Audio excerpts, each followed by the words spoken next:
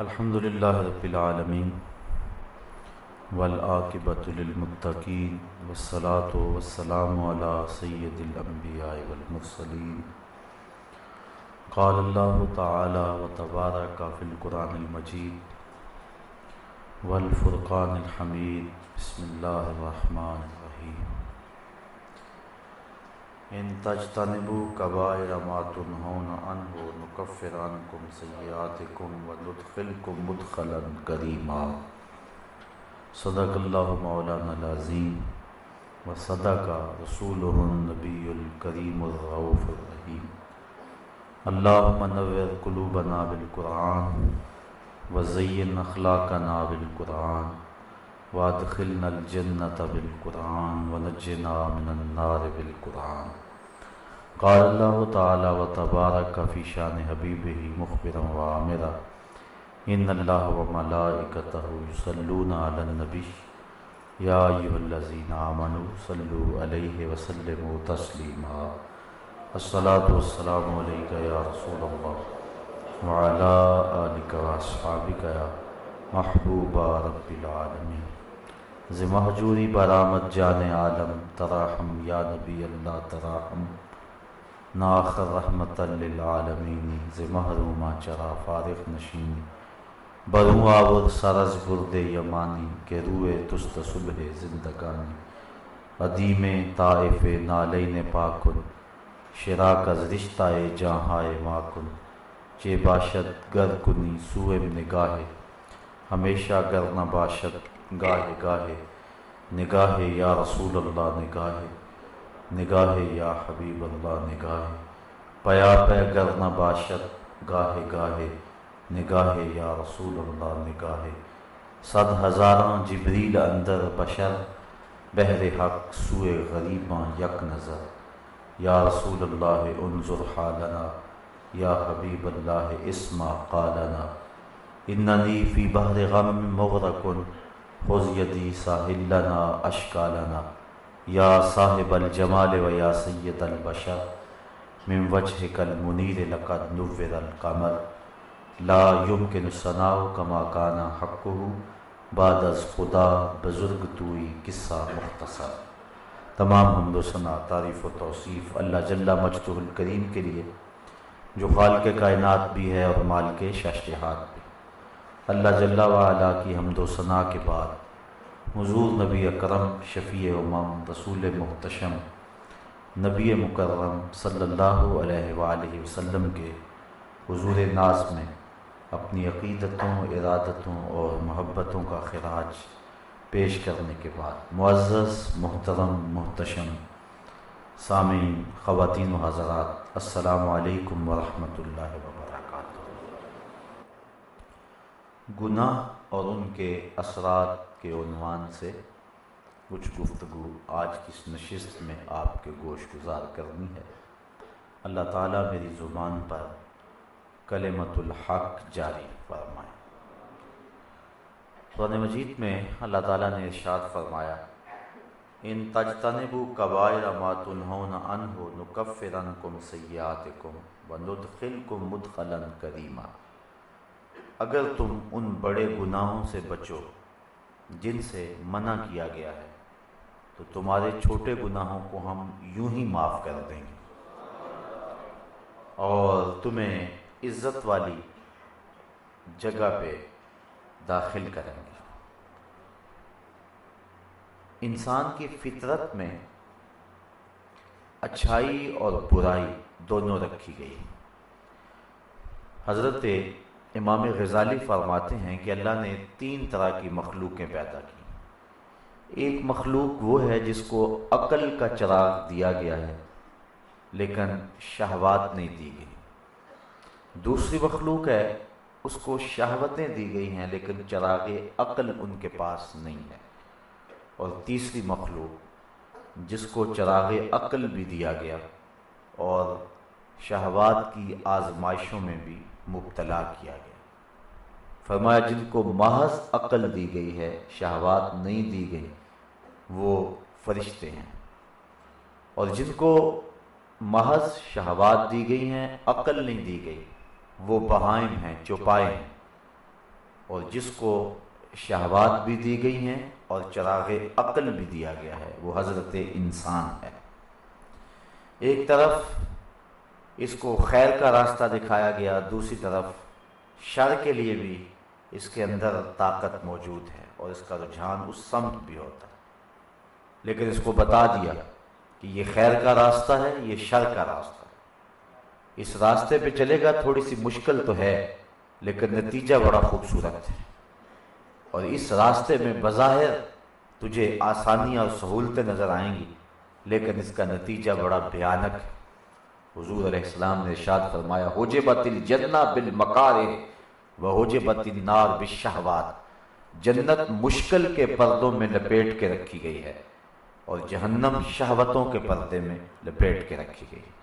انسان سے کوئی امر پوشیدہ نہیں رکھا گیا، دونوں چیزوں سے بتا دی گئی، یہ خیر کا راستہ ہے، یہ شر کا راستہ ہے، اس کے نتیجے یہ ہیں، اس کے نتائج یہ ہیں، اس کو دونوں راہیں بتا دی۔ انا ہدینا السبیل اما شاکرا و اما کفورا، اللہ فرماتا ہم نے دونوں راہیں اس کو بتا دی اور اب اس کو اختیار دے دیا کہ یہ حق کے راہ پہ چلتا ہے یا باطل کے راستے کو اختیار کرتا ہے۔ اگر یہ سیدھی راہ پہ گامزن ہوگا تو نتائج اس کو پہلے بتا دیے، جنت کا تذکرہ قرآن مجید میں کھول کھول کے رکھا گیا ہے اور جہنم کے عذابوں کا تذکرہ بھی تفصیل سے بیان کیا گیا ہے، کوئی شے مخفی نہیں ہے، اس کو ترغیب بھی دی گئی ہے، اس کو ترہیب بھی کی گئی ہے، اس کو ڈرایا بھی گیا ہے، اس کو خوشخبری بھی دی گئی ہے، بشارت بھی ہے اور تنذیر بھی ہے، دونوں چیزیں اس کے سامنے ہیں، اور یہ نبیوں کا منصب ہے کہ وہ مبشر بھی ہیں اور نذیر بھی ہیں، خوشخبری بھی سناتے ہیں، ڈر بھی سناتے ہیں۔ اب انسان کے سامنے سب کچھ ہے کھلی کتاب کی طرح، وہ کتاب رحمت قرآن مجید کھولے تو کوئی امر مخفی نہیں ہے، ہر شے اس کے سامنے رکھ دی گئی۔ الگ بات ہے یہ آنکھیں موند کر کے گزر جائے اور اس کتاب رحمت سے بے اعتنائی برتے، ہر شے کھول کھول کے بیان کر دی گئی ہے، لیکن پھر بھی انسان کی فطرت کے اندر چونکہ برائی کی طرف بھی ایک کشش موجود ہے، شہوات بھی اس کے اندر موجود ہیں، سفلی جذبات بھی موجود ہیں، تو اس سے گناہ کا سرزد ہونا ممکن ہے، لیکن میرا رب کہتا ہے اگر تم سے گناہ سرزد ہو گیا ہے تو پلٹ آؤ، میری رحمت کے دروازے کھلے ہوئے۔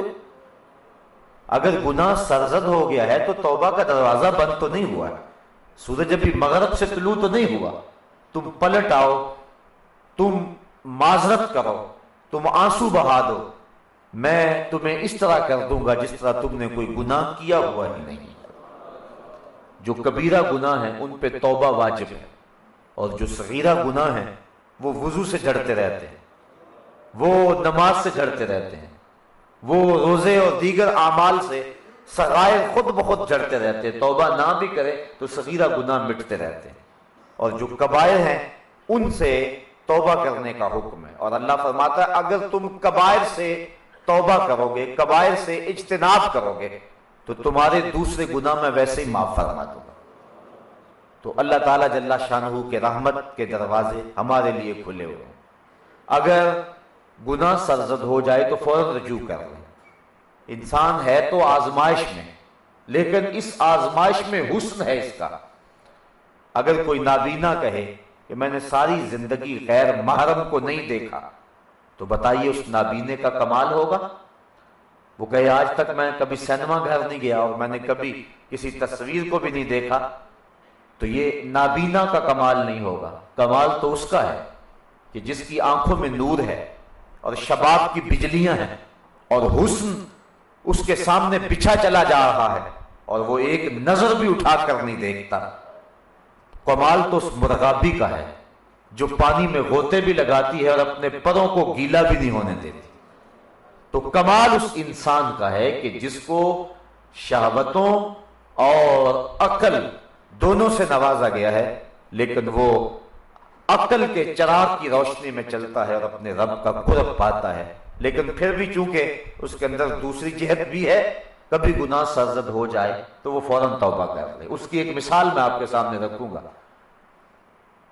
سلطان محمود غزنوی ایاز سے بڑا پیار کرتا تھا، جو باقی وزراء اور مشیر تھے وہ جلتے تھے حسد کی آگ میں، کہ بادشاہ نے کون سی خوبی اس میں دیکھ لی ہے کہ سب سے زیادہ اسے ترجیح دیتا۔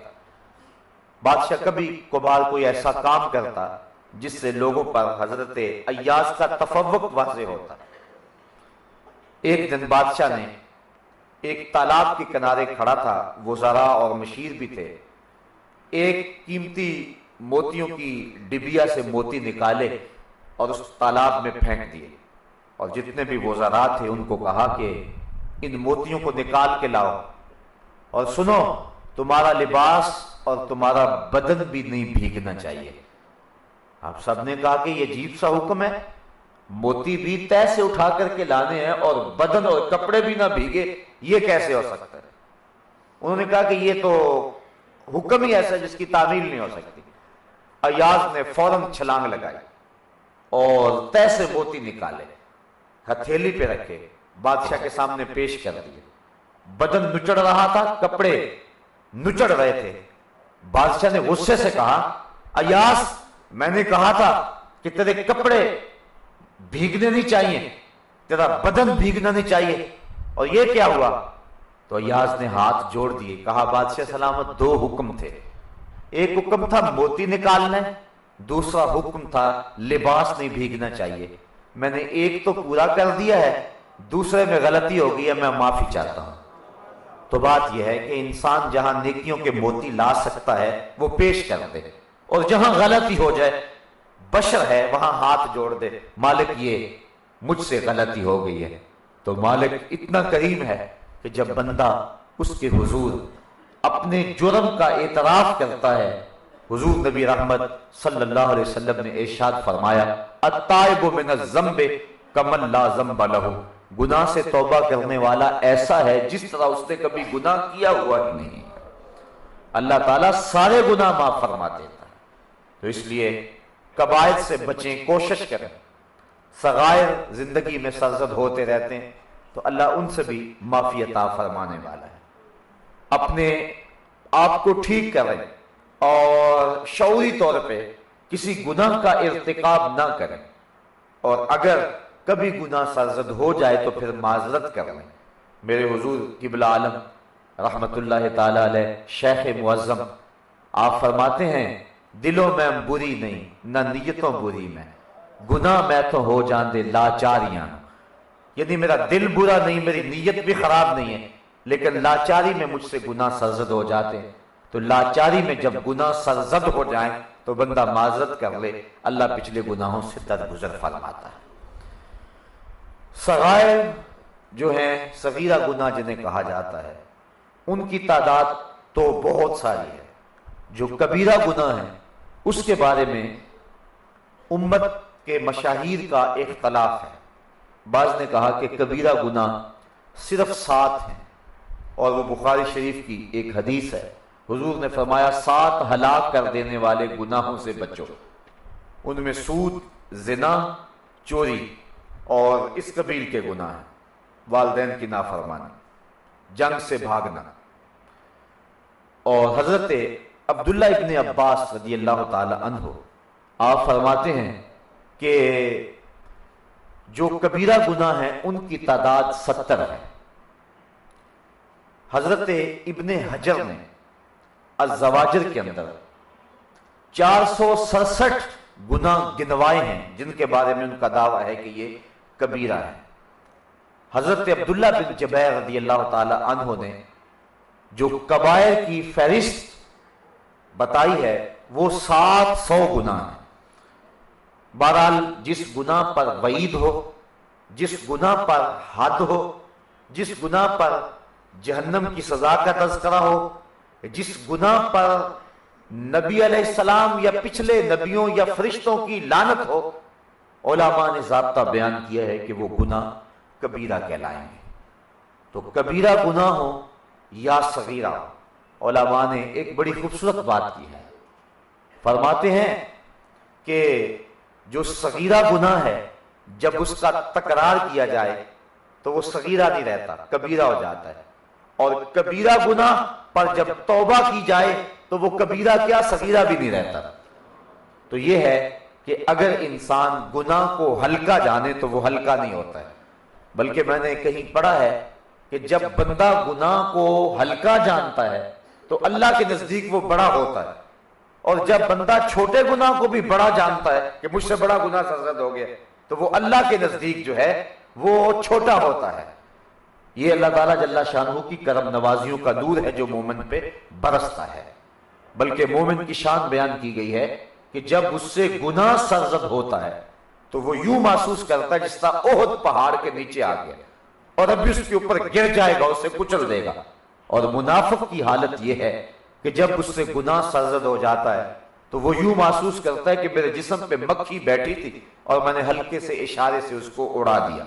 جتنی تکلیف اس کو مکھی کے بیٹھنے کی ہوتی ہے اتنی تکلیف اس کو گناہ کی ہوتی ہے، لیکن جو مومن ہوتا ہے، صالح ہوتا ہے، اس کو ایسے لگتا ہے جس طرح احد پہاڑ کے نیچے آ گیا ہے۔ اور سچی بات ہے کہ جس کی چادر سفید ہوگی اس کے اوپر ایک بھی دھبا لگے گا تو تکلیف ہوگی، اور جس کی ساری چادر گندی ہوگی کوئی ایک نیا دھبا لگ جائے گا تو کوئی فرق نہیں پڑے گا۔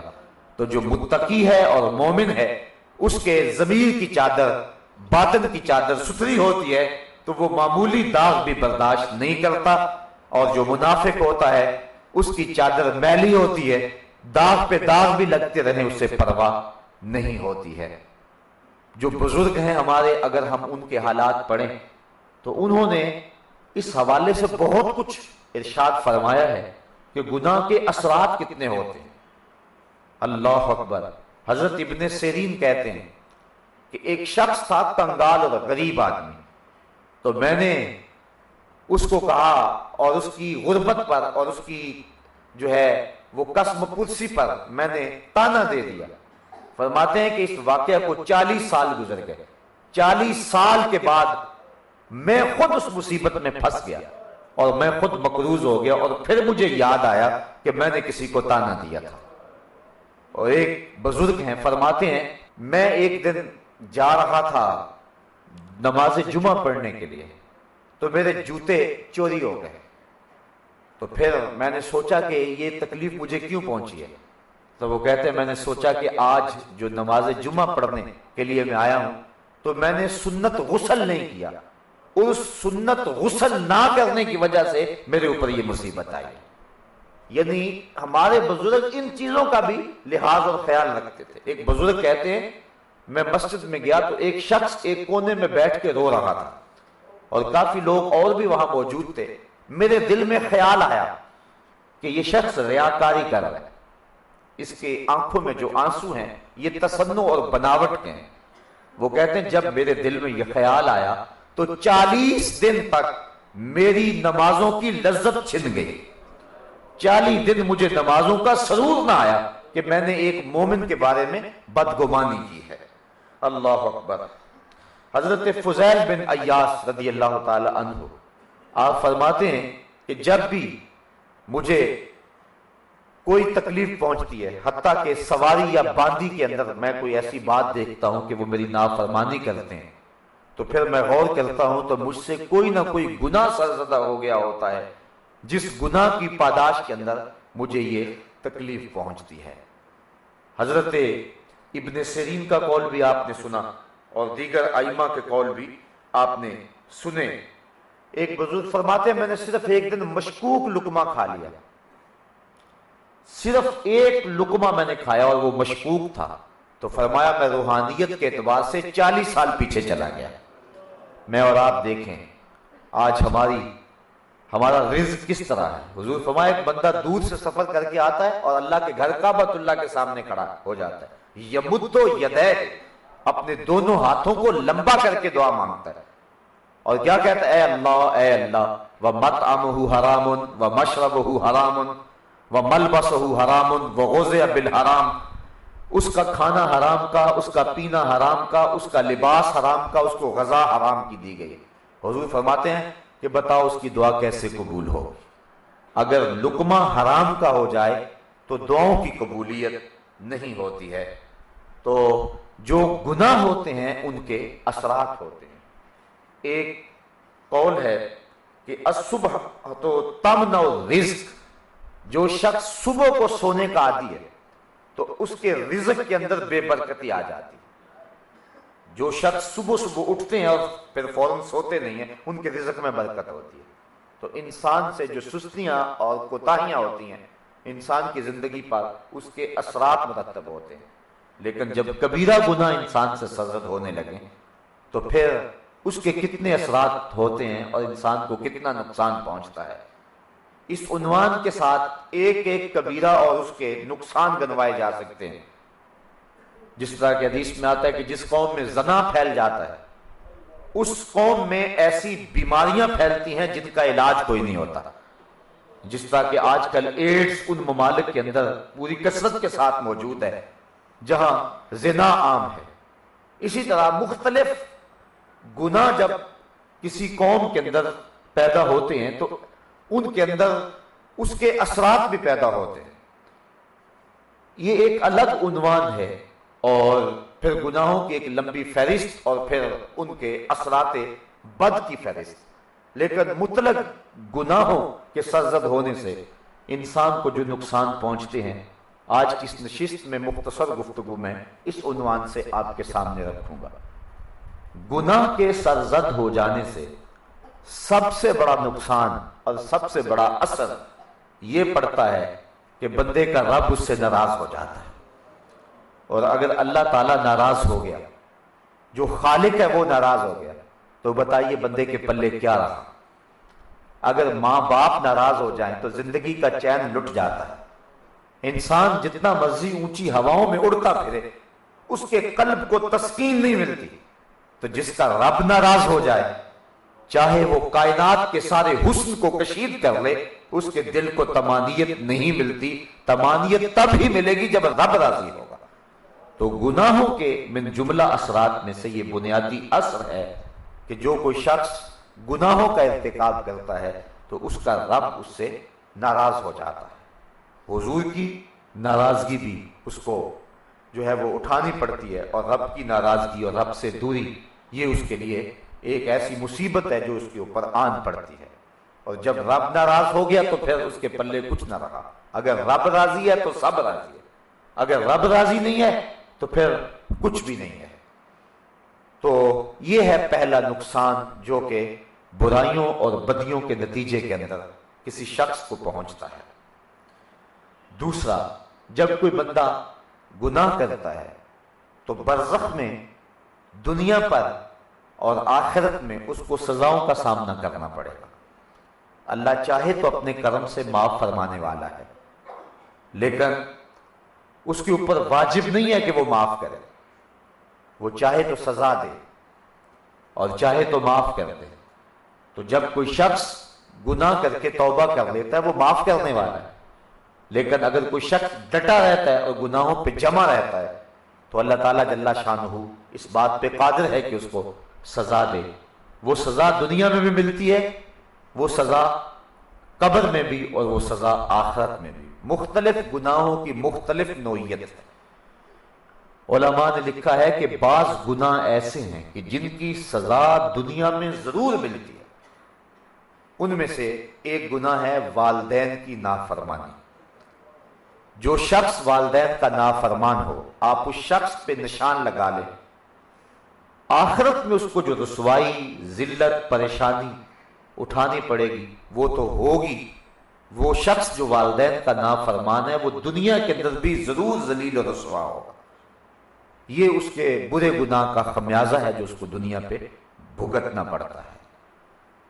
تو دنیا پر بھی، قبر میں بھی۔ حضور نے ارشاد فرمایا القبر روضۃ من ریاض الجنہ اور حفرۃ من حفر النیران۔ قبر جنت کے باغوں میں سے یا تو ایک باغ ہے یا جہنم کے گڑھوں میں سے ایک گڑھا ہے۔ تو اس کو جو گناہ کرتا ہے تو اس کو قبر میں بھی سزا ملے گی، اور پھر آخرت کی سزا اور جہنم کی سزائیں العیاذ باللہ۔ حضور علیہ السلام نے جبریل امین سے پوچھا مجھے جہنم کے عذابوں کا تذکرہ سناؤ، تو جبریل امین نے عرض کی حضور سب سے ہلکا عذاب جو جہنمی کو دیا جائے گا وہ یہ ہوگا کہ اس کے پاؤں میں آگ کے جوتے رکھے جائیں گے، باقی اس کا سارا بدن سلامت ہوگا، صرف پاؤں میں آگ کے جوتے پہنائے جائیں گے۔ اور اس کی کیفیت کیا ہوگی؟ یغلی منہما دماغو، اتنی حدت اور اتنی گرمی اور اتنی حرارت ہوگی کہ دماغ پگھل کے ناک اور کانوں کے راستے سے باہر آ جائے گا۔ یہ اس شخص کے عذاب کی کیفیت ہے جس کے پاؤں میں آگ کا جوتا ہے اور باقی جسم آگ سے بچا ہوا ہے، اور جو سراسر آگ میں ہے اور آگ کے اندر جس کو ڈھانپ دیا گیا ہے، اس شخص کی کیفیت کیا ہوگی۔ بعض چیزیں ہیں کہ ہم اس معاشرے کے اندر ان کو برا ہی نہیں سمجھتے۔ میں نے کل بھی عرض کیا تھا کہ جو شخص اپنی نظر کی پاکیزگی کا سامان نہیں کرتا اور غیر محرم کو شہوت کی نظر سے دیکھتا ہے، کل قیامت کے دن اس کی آنکھوں کو جہنم کی آگ سے بھر دیا جائے گا۔ اس بات پر بار بار سوچنے کی ضرورت ہے۔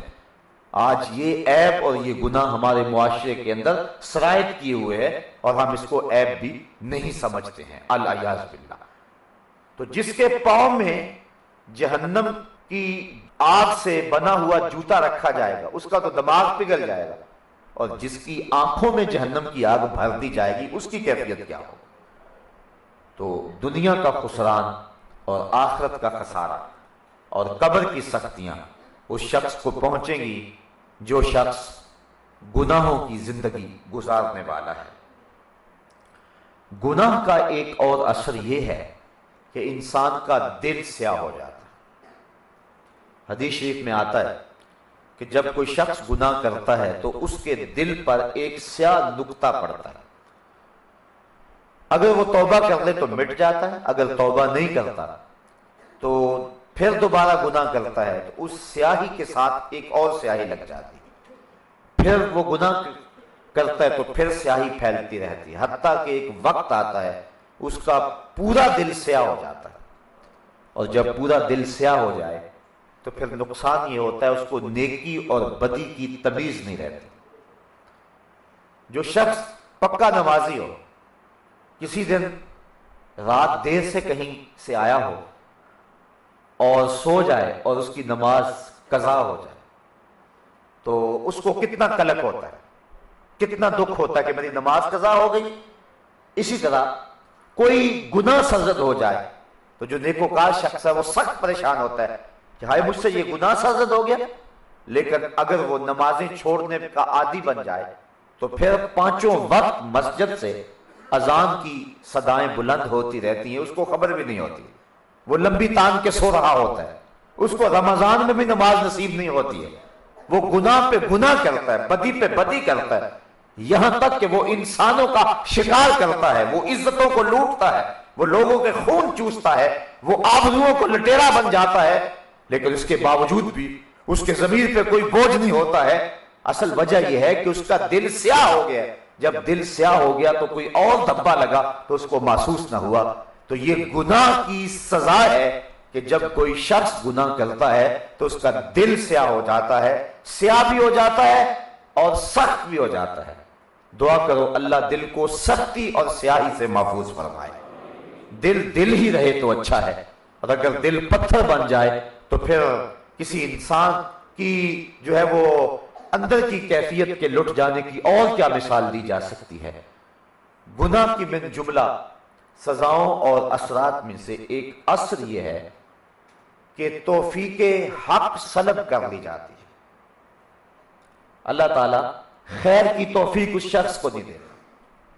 بعض لوگ ہوتے ہیں اللہ تعالیٰ جل شانہ ان کو نیکی کی توفیق دے دیتا ہے جبکہ ان کے پاس وسائل بھی نہیں ہوتے، اور بعض لوگ ایسے ہوتے ہیں کہ ان کے پاس نیکی کرنے کے اسباب موجود ہوتے ہیں لیکن اس کے باوجود ان کو نیکی کرنا میسر نہیں ہوتی، اس لیے کہ انسان نیکی خود کیسے کر سکتا ہے اگر اللہ توفیق عطا نہ کرے۔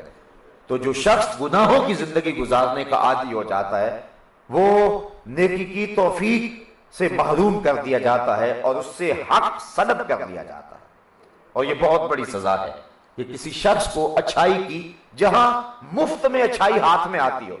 بعض نیکیاں بڑی آسان ہوتی ہیں، حضور فرمایا لا تحتقرن من المعروف ولو ان تلقى اخاك بوجه طلق، نیکی کو چھوٹا نہ سمجھو اگرچہ تم اپنے مومن بھائی کو ہنس کے ملتے ہو، خندہ پیشانی سے ملتے ہو۔ مخبر صادق حضور نبی رحمت نے فرمایا اس نیکی کو بھی چھوٹا نہ سمجھنا، یہ بھی بہت بڑی نیکی ہے۔ بلکہ فرمایا جب دو مومن آپس میں مصافحہ کرتے ہیں تو ان کے ہاتھ جدا ہونے سے قبل دونوں کے گناہ معاف کر دیے جاتے ہیں۔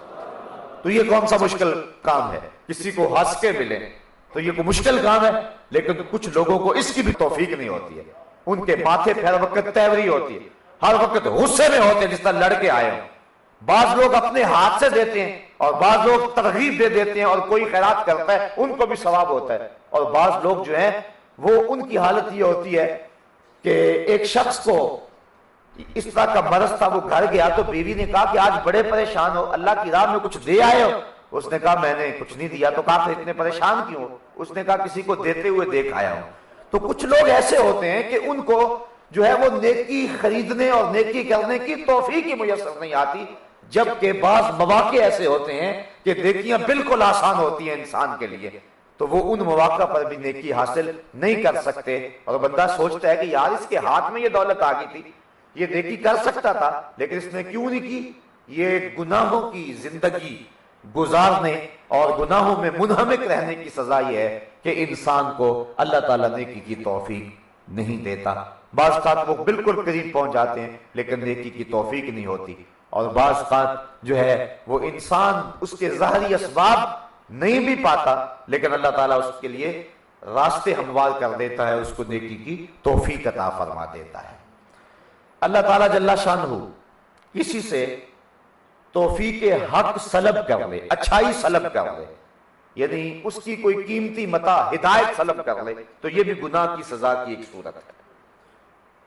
اللہ تعالیٰ جل شانہ اس کی قیمتی متاع کو اس سے واپس لے لے۔ اس کی ایک مثال میں آپ کے سامنے رکھتا ہوں کہ ایک شخص عیسائی ہو گیا، مسلمانوں کو پریشانی ہوئی، اچھا بھلا متقی پرہیزگار نمازی شخص تھا، عیسائی کیوں ہو گیا؟ چند علماء مل کے گئے کہ اسے پوچھیں کہ اسلام کی کس چیز سے تو بدزن ہوا ہے اور عیسائیت کی کس قدر سے متاثر ہوا ہے، اور اس کو اسلام کا تفوق اور اسلام کی سربلندی اور اسلام کی سچائی کے دلائل دیں، اور وہ واپس پلٹ کے جو ہے وہ کفر سے اسلام کی طرف آ جائے۔ اس کی بستی میں، اس کے گاؤں میں لوگ پہنچے، علماء کرام نے کہا کہ تو اسلام سے بدزن ہو گیا اور کفر عیسائیت میں چلا گیا، کون سی اسلام کی قدر تھی جس نے تجھے دور کیا، اور عیسائیت کی کس قدر نے تجھے قریب کیا؟ تو وہ کہنے لگا اصل ہوا اس طرح کہ ایک دن سردیوں کے موسم میں وضو کر کے نماز کی تیاری میں بیٹھا تھا، ادھر اقامت ہو گئی، ادھر میرا وضو جاتا رہا، پہلے بڑی مشکل سے وضو کیا تھا تو میں دوبارہ وضو کرنے کو شاق سمجھا اور میں مصلی پہ کھڑا ہو گیا، لیکن میں ڈرتا رہا کہ اللہ کے قہر کی کوئی بجلی میرے اوپر نازل نہ ہو جائے کہ میں مصلی رسول کی توہین کر رہا ہوں۔ لیکن سلام پھر گیا، میرے اوپر کوئی قہر و غضب کی بجلی نازل نہیں ہوئی، تو میں نے سلام پھیرا، گھر آیا، پھر میں نے سوچا کہ اسلام تو سچا دین ہی نہیں ہے، اگر اسلام سچا دین ہوتا تو میرے اوپر کوئی قہر نازل ہوتا، تو میں نے اسلام چھوڑ دیا اور عیسائیت کو قبول کر لیا۔ علماء کہنے لگے تو کہتا ہے کہ میرے اوپر کوئی قہر نازل نہیں ہوا، اس سے بڑا قہر کیا ہو سکتا ہے؟ اس نے اپنا دین چھین لیا تجھ سے۔ تو کہتا ہے کہ مجھے ہوا کچھ نہیں، اس نے اسلام ہی چھین لیا تجھ سے، حق واپس لے لیا اور حق سلب کر لیا۔ تو بعض اوقات انسان سمجھتا مجھے کچھ بھی نہیں ہوا، میں نے ڈاکے ڈالے مجھے کچھ بھی نہیں ہوا، میں نے چوریاں کی مجھے کچھ بھی نہیں ہوا، میں نے لوگوں کا خون نچوڑا ہے مجھے کچھ بھی نہیں ہوا، میں نے غریبوں پہ ظلم کیا ہے مجھے کچھ بھی نہیں ہوا، میں اسی طرح منتخب ہوتا ہوں، میں اسی طرح جو ہے وہ عزت کا تاج پہنے ہوئے ہوں، لوگ مجھے سلام کرتے ہیں، عزت کی مسند پہ بٹھاتے ہیں، معاشرے میں میری پہچان ہے، میری شہرت ہے، میں ظلم اور جبر کرتا ہوں، مجھے کچھ بھی نہیں ہوا۔ بعض اوقات وہ ڈھیل کو جو اللہ کی طرف سے ہوتی ہے اس کو اللہ کی خوشنودی سمجھ لیتا ہے، اور بعض اوقات جو ہے وہ اللہ تعالیٰ جل شانہ اس سے جو حق سلب کر دیتا ہے، اچھائی کرنا اس سے جو ہے وہ سلب کر لیتا ہے۔ وہ جس منصب عہدے پہ پہنچا وہ چاہتا تھا، اور چاہتا تو وہ لوگوں کو عدل دے سکتا تھا، لوگوں کو انصاف دے سکتا تھا، معاشرے میں امن قائم کر سکتا تھا، اچھائیوں کو فروغ دے سکتا تھا، لیکن وہاں پہنچ کر بھی اس کو اس کی توفیق نہ ہوئی، اور وہ سمجھتا ہے کہ میں گناہ پہ گناہ کیے مجھے کچھ بھی نہیں ہوا، میاں اس سے بڑی تیری بدبختی کیا ہے کہ اللہ تجھے اچھائی کرنے کی توفیق ہی نہیں دے رہا ہے۔ تو یہ گناہ کا وبال ہے اور یہ گناہ کی سزا ہے۔ گناہ کی من جملہ سزاؤں میں سے ایک سزا یہ ہے کہ انسان کو ضعف حافظہ کا مرض پیدا ہو جاتا ہے، اس کا حافظہ کمزور ہو جاتا ہے اور علم چھن جاتا ہے۔ حضرت امام شافعی علیہ رحمہ آپ فرماتے ہیں کہ میں حضرت امام وکیع بن جراح الکوفی کے پاس گیا اور میں نے ان سے کہا کہ میرا حافظہ کچھ کمزور ہے تو میرے لیے کوئی علاج تجویز کیجیے۔ امام شافعی بہت بڑے شاعر ہیں، انہوں نے اس واقعہ کو اور اس بات کو جو ہے وہ ایک شعر میں بیان کیا۔ فرماتے ہیں شکوت عند وکیع سوء حفظی فاوصانی بترک المعاصی، میں امام وکیع کے پاس گیا اور میں نے کہا کہ مجھے سوء حفظ کا عارضہ ہے، میں بھول جانے کا مزاج رکھتا ہوں۔ تو حضرت امام وکیع فرمانے لگے گناہ کرنے چھوڑ دو، اللہ حافظہ مضبوط کر دے گا۔ اب ظاہر ہے حضرت امام شافعی چوریاں تو نہیں کیا کرتے تھے، امام شافعی ڈاکے تو نہیں مارا کرتے تھے، لیکن پھر بھی ان لوگوں سے خلاف اولا کوئی کام سرزد ہو جائے تو اس پر بھی ان کو پکڑ ہو جاتی ہے۔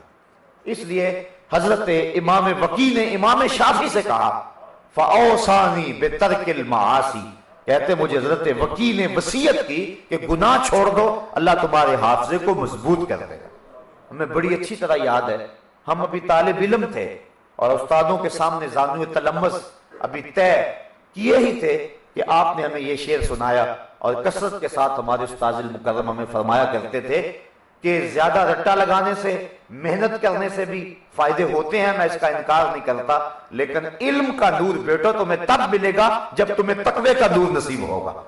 جو طالب علم جتنا نیک اور متقی ہوگا، علم میں اتنا ہی اس کو نور نصیب ہوگا۔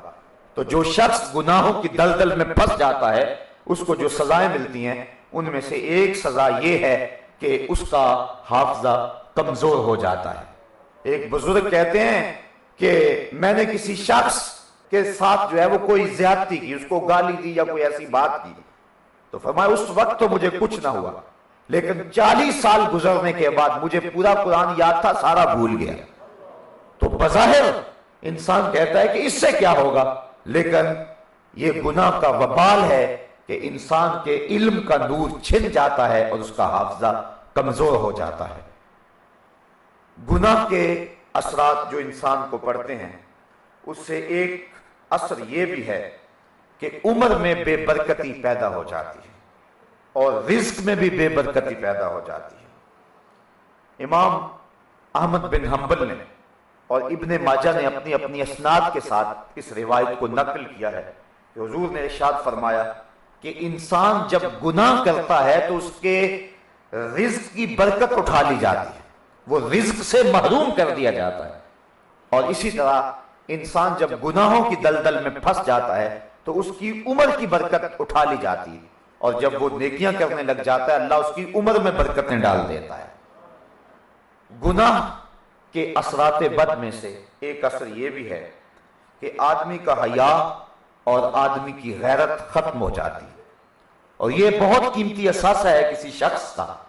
میں نے کل بھی روایت آپ کے سامنے رکھی تھی کہ حضور تشریف لے جا رہے تھے، کوئی شخص اپنے بھائی کو حیا کے بارے میں تبلیغ کر رہا تھا، حضور نے دیکھ کر کے فرمایا داہو فإن الحیاء من الایمان، فرمایا چھوڑ دے اسے، حیا تو ایمان کا حصہ ہے، ایمان ہوگا تو حیا لازمی ہوگا۔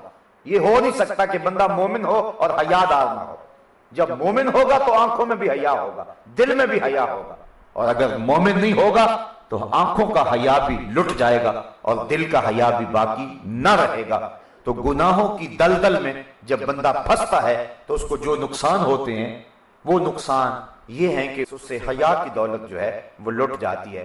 آج ہر بندہ کہتا ہے کہ میری اولاد جو ہے وہ میرا حیا نہیں کرتی، اس کو شرم نہیں رہی، اس کی آنکھوں میں غیرت نہیں رہی، شاید کسی نے تعویذ ڈال دیے، کسی نے تعویذ گھول کے پلا دیے جس کی وجہ سے ہمارے گھر کے اندر یہ دولت نہیں رہی، اولاد میرا کہا ہی نہیں مانتی ہے۔ تو میں کہتا ہوں کہ اپنی اولاد کو نیکی کے راستے پہ ڈالو۔ حضور نے فرمایا تھا 7 سال کی اولاد ہو انگلی پکڑ کے مسجد کا راستہ دکھاؤ، 10 سال کی ہو جائے نماز نہیں پڑھتی تو مار کے پڑھاؤ۔ علموا اولادکم 3 خصال، اپنی اولاد کو 3 چیزیں ضرور سکھاؤ، حب نبیکم و حب اہل بیتہ و تلاوت القرآن۔ ایک تو اپنے نبی کا پیار سکھاؤ، اور ایک اہل بیت رسول کا پیار سکھاؤ، اور تیسرا فرمایا قرآن کی تلاوت سکھا دو۔ جب تم اپنی اولاد کو یہ نور دو گے اور وہ نیکی کے راستے پہ چلے گی، کبھی شکایت نہیں ہو سکتی ماں باپ کو کہ میری اولاد میرا کہاں نہیں مانتی۔ میں نے ایک شخص کو کہا جو اپنی اولاد کا رونا رو رہا تھا، میں نے کہا تو رسول اللہ کا کہاں مانا تھا کہ آج تیری اولاد تیرا کہاں مانے؟ حضور نے کہا تھا 7 سال کی ہو جائے تو انگلی پکڑ کے مسجد کا راستہ دکھانا۔ تو نے اپنی اولاد کو مسجد کا راستہ دکھایا تھا؟ تو نے اپنی اولاد کو نیکی کی ترغیب دی تھی؟ آج تو ماں باپ رکاوٹ بنتے ہیں نیکی کے راستے کے اندر۔ اگر کوئی بچہ دین کی راہ پہ چلنے لگ جائے، ماں باپ کہتا تو مسیح تڑی ہو گیا۔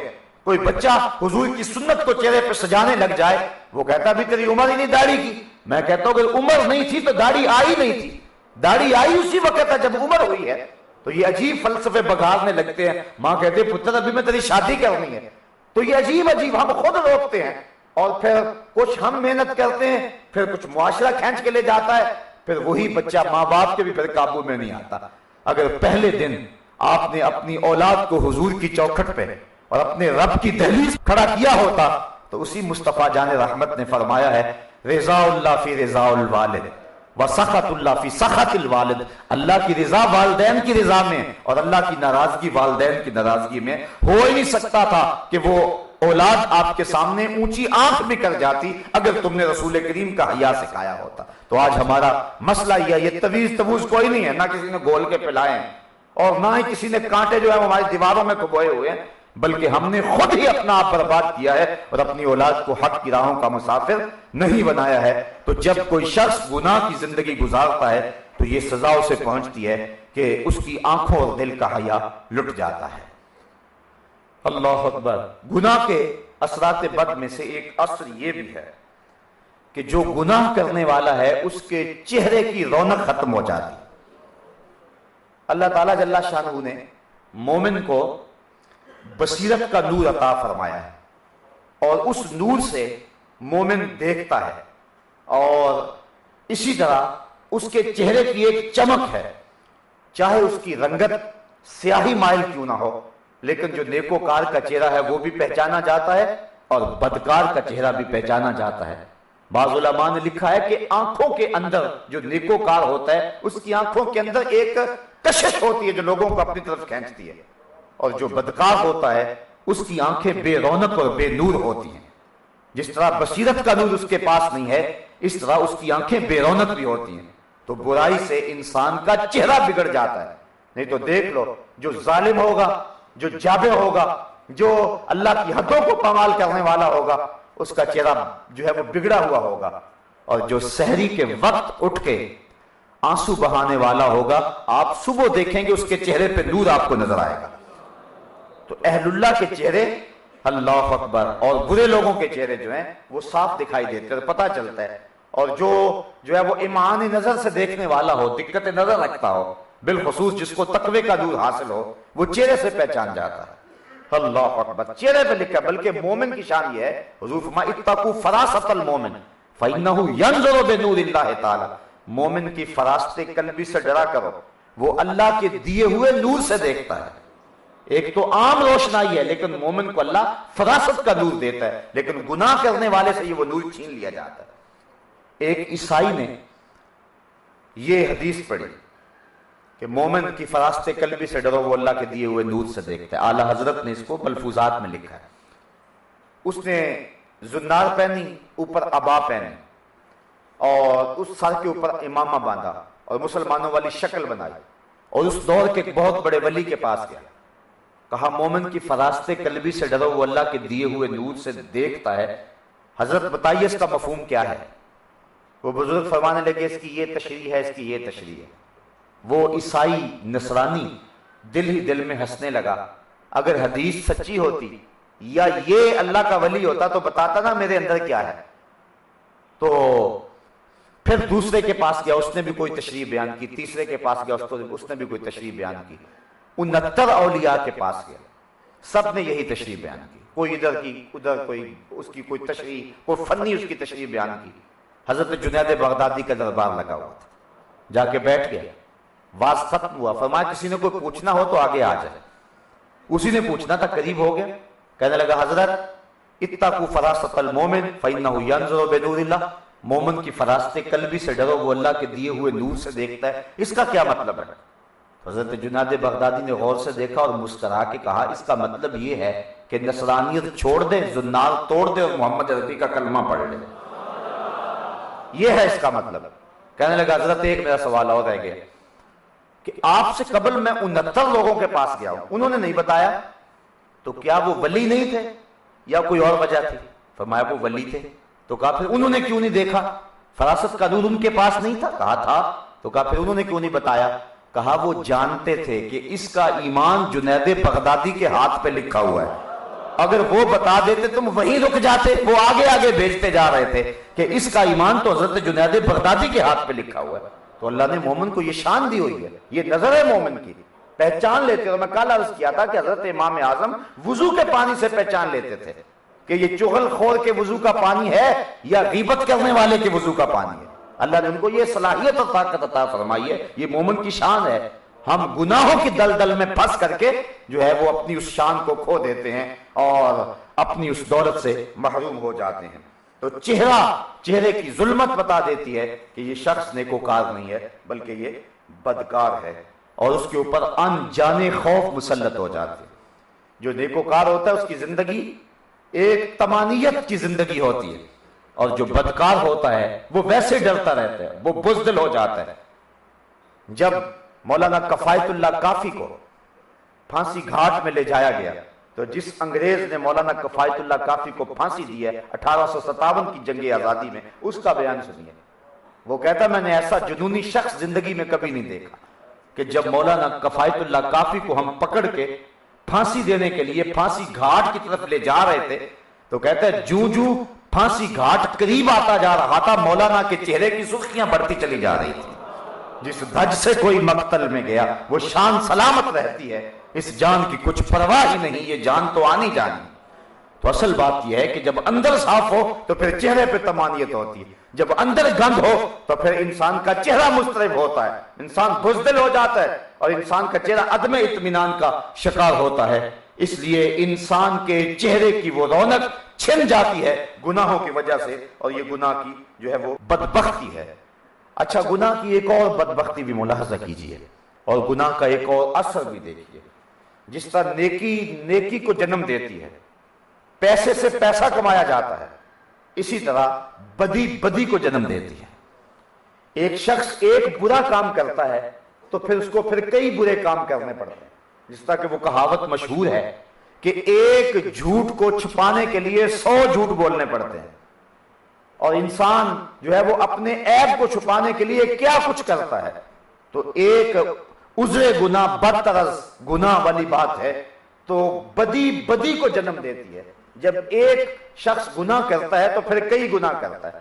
جب شراب پیے گا تو پھر شراب کے گناہ سے زنا بھی جنم لے گا، جوا بھی جنم لے گا، بد نظری بھی جنم لے گی، ڈاکے اور چوریاں بھی جنم لیں گے۔ ایک گناہ کی وجہ سے کئی گناہ جنم لیں گے۔ تو یہ گناہ کی نحوست ہے۔ بعض بندہ کہتا ہے کہ چلو میرے میں صرف یہ غلطی ہے، لیکن وہ ایک غلطی انسان کو کئی گناہوں کی طرف لے جاتی ہے، اور پھر انسان کا پورا ضمیر گناہوں کے گند سے جو ہے وہ میلا کچیلا ہو جاتا ہے۔ یہ گناہ کی ایک سزا ہے اور گناہ کا ایک اثر بد ہے۔ اللہ اکبر۔ گناہ کا ایک اثر یہ ہے کہ اس سے بحر و بر میں فساد پیدا ہو جاتا ہے۔ یہ ظاہری حالات ہے۔ جس معاشرے میں گناہ ہوگا اس معاشرے میں طمانیت نہیں ہوگی، فساد اور شر ہوگی۔ جس محلے میں چور ہوں گے، جس محلے میں ڈاکو ہوں گے، جس محلے میں کوئی شرابی رہتے ہوں گے، آپ دیکھیں گے اس محلے میں چین نہیں ہوگا، اس محلے میں کسی کی عزت محفوظ نہیں ہوگی۔ تو یہ یعنی سزائے بد ہے گناہ کی کہ معاشرے کا امن، طمانیت اور چین لٹ جاتا ہے، دل اور بدن کمزور ہو جاتے ہیں، اللہ کی ناراضگی مول لینا پڑتی ہے اور انسان کے پلے کچھ نہیں رہتا۔ بات لمبی ہو رہی ہے۔ علماء فرماتے ہیں کہ جو گناہوں کی جڑ ہیں وہ 3 گناہ ہیں۔ اگر انسان ان 3 گناہوں سے بچ جائے تو پھر انسان بہت سارے گناہوں سے بچ جاتا ہے. جب گناہوں سے بچ جائے گا تو اس کے جو اثرات بد ہیں ان سے بھی محفوظ ہو جائے گا. فرماتے ہیں 3 گناہ جو گناہوں کی جڑ ہیں وہ کون ہیں؟ ایک تکبر، دوسرا حسد، اور تیسری حرص. یہ تمام گناہوں کی جڑ ہے.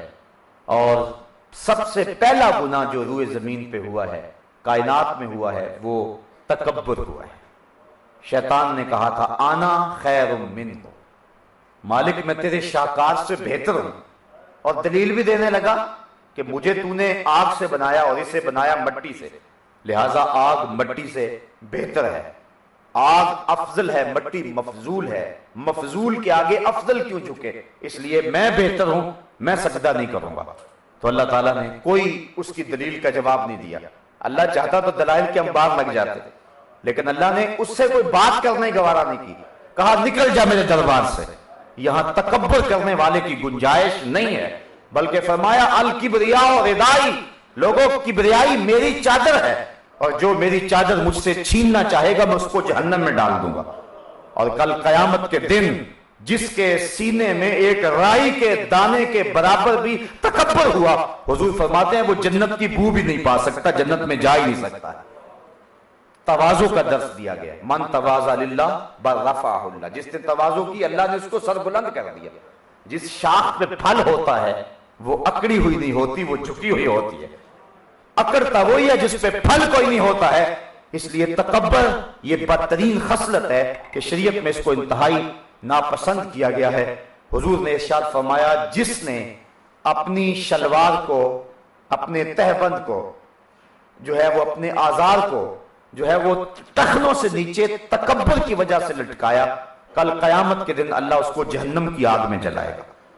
تو اس لیے تکبر سے بچنے کی تاکید کی. یہ پہلا گناہ ہے، اور کائنات کے اندر جب گناہوں کا آغاز ہوا تو پہلا گناہ جو ہے وہ تکبر ہوا ہے. دوسرا گناہ حسد ہوا ہے. حسد کیا ہے؟ کہ کسی کی نعمت کا زوال چاہنا. ایک روایت میں آتا ہے کہ کسی شخص کو دیکھ کر کے، اس کی عزت شہرت مرتبہ دیکھ کر کے دل میں ایک کیفیت پیدا ہو جاتی ہے، لیکن اتنی دیر تک حسد نہیں بنتا جب تک اس کو زبان پہ نہ لائے یا اپنے عمل میں نہ لائے. یعنی اس کی تحقیر کرنے کے لیے کوئی عمل کرے، اس کو نیچا دکھانے کے لیے کوئی عمل کرے، یا اپنی زبان سے اس کی برائی کرے. جتنی دیر تک یہ نہیں کرتا اتنی دیر تک جو ہے وہ حسد نہیں بنتا. لیکن اس کیفیت سے بھی آدمی کو نکلنے کی کوشش کرنی چاہیے. کیوں؟ اس لیے کہ وہ کیفیت پھر انسان کو یہاں تک لے آئے گی اور وہ حسد میں مبتلا ہو جائے گا. اور حاسد جو ہوتا ہے اس کی نیکیاں محسود کے نامہ اعمال میں لکھ دی جاتی. اور حضور علیہ السلام نے فرمایا ایاکم والحسد، فرمایا کہ حسد سے بچو، چونکہ حسد نیکیوں کو اس طرح کھا جاتا ہے جس طرح سوکھی ہوئی لکڑیوں کو آگ کھا جاتی ہے. شیخ سعدی فرماتے ہیں حسد مر ہی جا، تیرا علاج مرنے کے سوا کچھ اور نہیں ہے.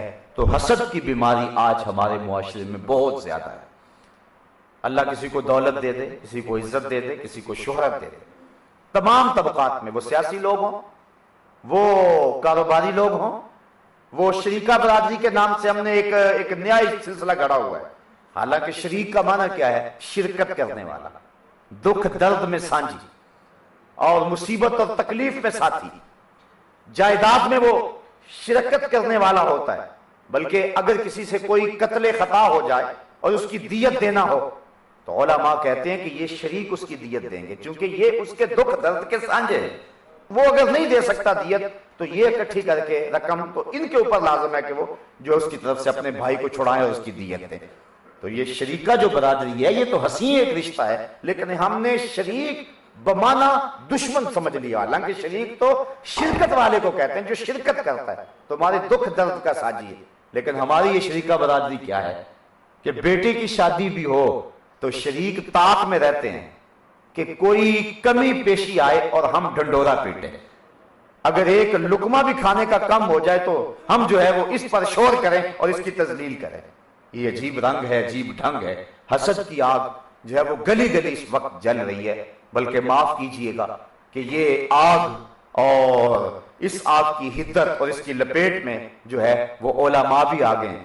اور وہ بھی حسد کی آگ میں ایک دوسرے سے جل رہے ہیں۔ بلکہ خواجہ میر درد نے کہا تھا کہ یہ جو 72 فرقے بنے ہیں یہ بھی حسد کی وجہ سے بنے ہیں۔ وہ کہتے ہیں ہفتاد و دو فریق حسد کے عدد سے ہیں، اپنا یہ طریق کے باہر عدد سے ہیں۔ یعنی حسد کے اگر حروف ابجد نکالیں، جس طرح بسم اللہ کے حروف نکالتے ہیں تو 786 بنتے ہیں، اگر حسد کے عدد نکالیں تو 72 بنتے ہیں۔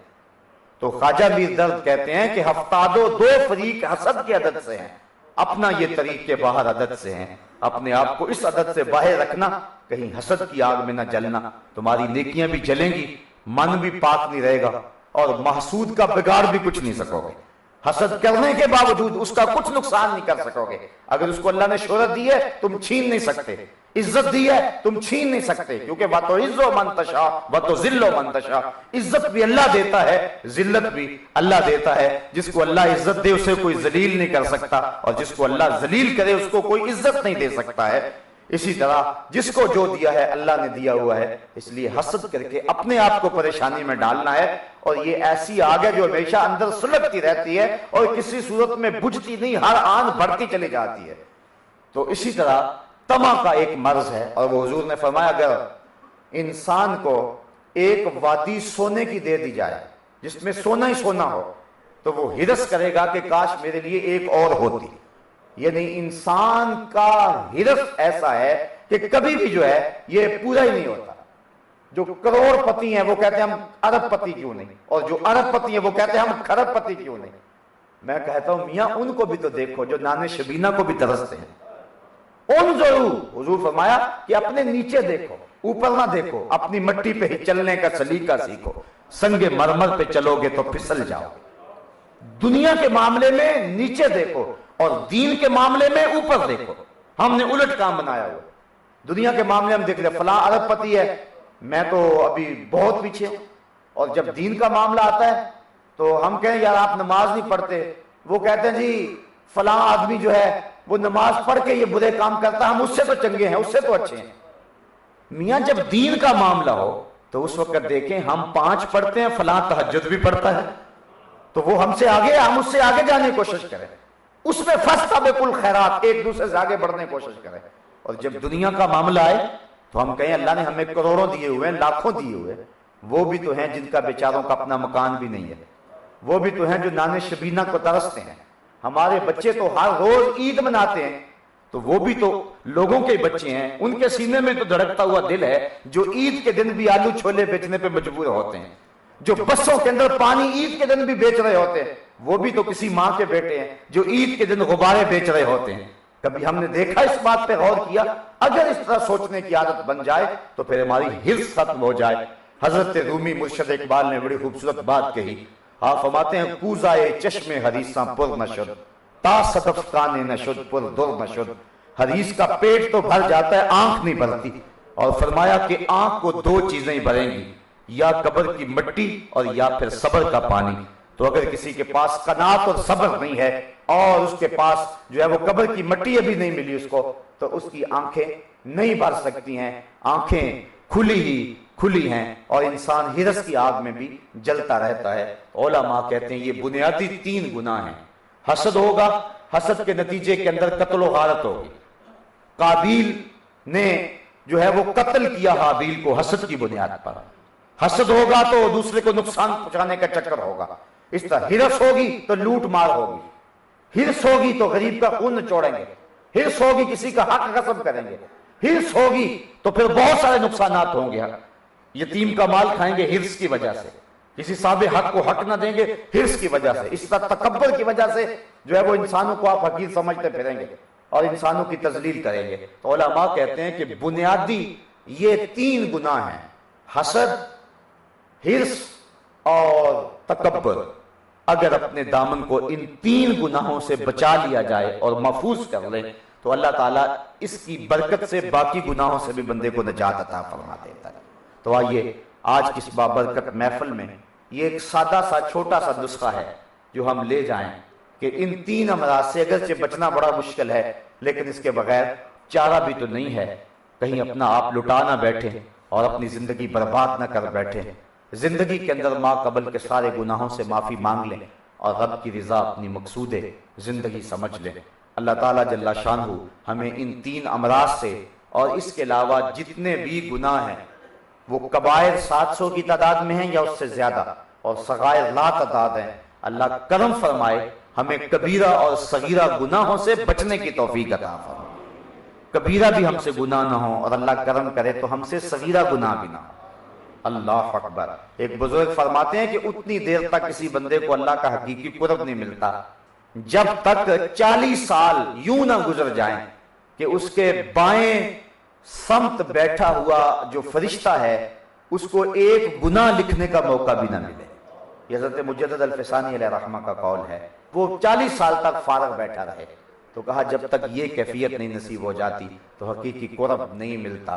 گناہ سرزد ہو بھی جائیں، بڑے گناہ اگر نہیں کریں گے تو چھوٹے یوں ہی معاف ہو جائیں گے، اگر بڑے بھی ہو گئے اس کی رحمتوں کے دروازے پھر بھی کھلے ہوئے ہیں، اس لیے وہ معاف کرنے والا ہے۔ آئیے میں اور آپ اللہ کی رحمتوں اور کرم نوازیوں کا نور حاصل کریں۔ آج جب ہم حال میں داخل ہو رہے تھے تو ایک طرف تو سحری کی برکتیں تھی اور دوسری طرف اللہ کی رحمتوں کی برکھا بھی برس رہی تھی، تو میں نے اللہ کی بارگاہ میں یہ امید اور آرزو کی کہ مالک آج جو کہوں اس کو دلوں میں اتار دے۔ اللہ مجھے آپ کو اپنی رحمتوں اور کرم نوازیوں کا حصار دے۔ وآخر دعوانا ان الحمدللہ۔ Oh Allah, the Almighty, Allah, Allah, protect me and